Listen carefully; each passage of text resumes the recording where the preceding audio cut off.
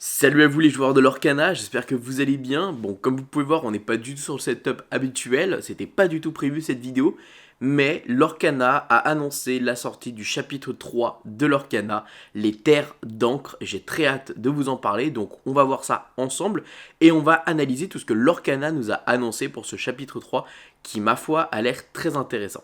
Donc Ravensburger annonce le nouveau chapitre de son TCG l'Orcana intitulé Les Terres d'encre. La sortie sera en 2024. On a déjà 3 premières cartes qu'on analysera à la fin. Et on sait que l'encre aura débordé entre guillemets sur les terrains. Et donc du coup il va y avoir de toutes nouvelles cartes qui vont être des terrains, des lieux, des locations. Et ça va donner des nouveaux effets en tout cas avec les cartes et des nouvelles fonctionnalités avec les terrains. Alors la sortie pour les boutiques de jeux spécialisées c'est le 23 février 2024 et pour toute grande surface culturelle et spécialiste du jeu joué c'est le 8 mars 2024. Donc ils font ça un tout petit peu plus tard que d'habitude. Normalement ça tombait toujours le 17-18 et le premier, bon là c'est un tout petit peu plus tard. Donc on aura des lieux, je vais vous en montrer juste un après qu'on a déjà vu, c'est une localisation maléfique.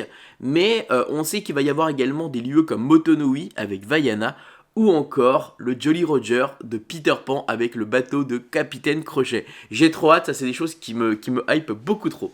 Donc évidemment, vous le savez qu'il va y avoir 204 cartes totalement nouvelles.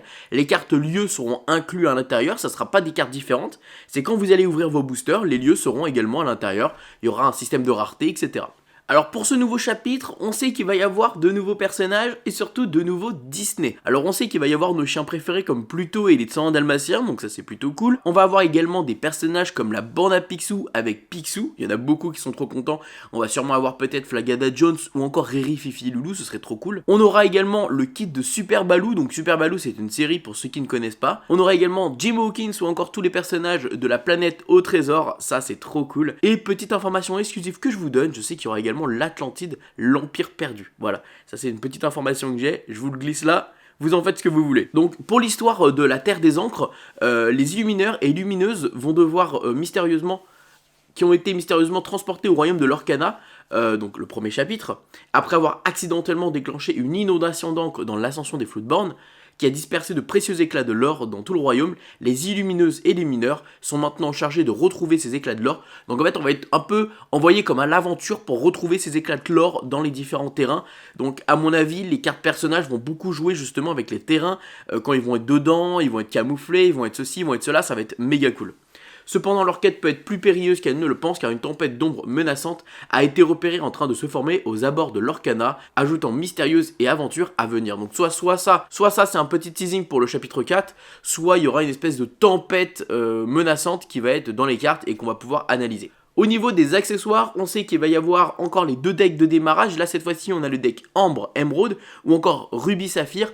On peut voir la carte, par exemple, de Pongo ou en tout cas des 101 Dalmatiens avec Peter Pan. Ou pour l'autre deck avec le rouge, on a Vaiana et Picsou en bleu. Au niveau des couleurs de la display, on voit par exemple du Porcinet, on voit Jafar ou encore Stitch. Et on voit sur les boosters d'ailleurs qu'on a Mini, Jafar et Porcinet, super sympa. Les deckbox ou les sleeves, ça sera du Robin des Bois ou Picsou. Et pour ce qui est des playmats, on a du Stitch que je suis pas très fan. Et par contre, Vaiana, j'aime beaucoup. Alors soit ça sera ça, Vaiana de Motonoi, une carte, ou alors peut-être une location de Vaiana de Motonoi, la ville Motonoi, enfin l'île. On aura également portfolio et coffret cadeau. Alors cette fois-ci, ça sera un coffret cadeau comme à l'image qu'il y avait eu pour le premier chapitre avec des grandes cartes. Et on aura également le Troph Pack enfin en français, ce chapitre. Il sera en français, c'est annoncé. Pour ce qui est des cartes qui ont été annoncées, donc on va voir ça ensemble, on a une mini qui est en 0,2, qui fait voyage tant que ce personnage se trouve sur un lieu, il gagne plus 2 d'attaque, très intéressant, une carte à 1 de l'or, une carte à 1 d'encre. Ça peut être très intéressant de voir comment va être mis en place la mécanique justement de pouvoir se rendre dans un terrain, dans un lieu. Donc j'ai très hâte de voir. On a également le Porcinet qui est 2-2, 2 d'encre ancrable. Tant que vous avez au moins 2 autres personnages en jeu, ce personnage gagne plus 2 de l'or. Très intéressant pour gagner beaucoup de l'or assez facilement. Si tu as plein de Porcinets, ça peut être une dinguerie. Et en émeraude, on a le Peter Pan 4 d'encre qui fait chef des enfants perdus, 3-3. J'étais venu écouter les histoires, une fois par tour, lorsque ce personnage est déplacé sur un lieu, gagner un nombre d'éclats de l'or égal à la valeur de l'or de ce lieu. Ok, super intéressant, à voir comment ça va se passer pour aller dans les différents lieux comme j'expliquais tout à l'heure, mais en tout cas j'aime beaucoup cette nouvelle mécanique. On a également un premier visuel sur justement une location, donc Forbidden Mountain, donc la montagne oubliée, avec on voit un en symbole, on peut imaginer que c'est par exemple qu'il peut y avoir qu'un seul personnage dessus. On voit 6 de défense, donc, parce que à mon avis les lieux vont pouvoir être détruits. 2 en encre, enfin pour le jouer, et 1 de l'or, donc à voir. Pour le moment il n'y a pas de texte dessus, donc à voir s'il y en aura un peut-être après. Mais pour le moment c'est super intéressant, j'aime beaucoup cette petite mécanique, et j'ai très hâte de voir ce que ça va donner. Donc le prix des portfolios, ça sera encore 19 €, tapis de jeu 19 €, machin, machin. Voilà pour le moment tout ce qu'on sait visiblement sur la terre des encres.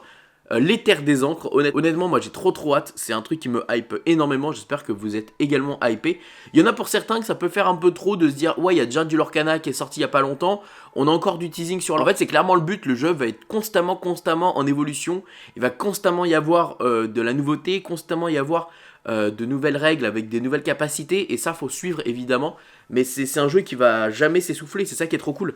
Donc voilà, j'ai trop hâte. N'hésitez pas à me dire quel Disney vous espérez peut-être qu'on va retrouver dans cette collection. N'hésitez pas à me dire quelles sont les cartes qui vont peut-être vous hyper. Est-ce que c'est les locations? Est-ce que ça va être peut-être les cartes comme Peter Pan? Dites-moi en commentaire qu'est-ce qui vous hype le plus avec cette nouvelle extension. Qu'est-ce qui vous hype le plus? Est-ce que c'est les locations? Est-ce que c'est les nouveaux playmats? Est-ce que c'est les nouvelles couleurs un peu de cet univers un peu sablé, doré comme ça? J'aime beaucoup. Est-ce que le logo vous hype? Je sais pas, dites-moi tout ça en commentaire. En tout cas, j'ai très hâte de voir ce que vont donner ces nouvelles locations, ces nouvelles cartes. Est-ce que ça va vraiment diversifier le jeu, moderniser le jeu, donner des toutes nouvelles façons de jouer? Est-ce que ça va être des cartes très puissantes? J'ai très hâte. En tout cas, on se retrouve au mois de février et on va se retrouver évidemment prochainement pour les nouvelles analyses des cartes qui vont être annoncées. Je pense qu'on va en avoir peut-être déjà la semaine prochaine des nouvelles cartes. C'est trop cool, j'ai trop hâte. En tout cas, à très vite tout le monde, et vous inquiétez pas, il va y avoir des vidéos qui vont sortir sur la chaîne.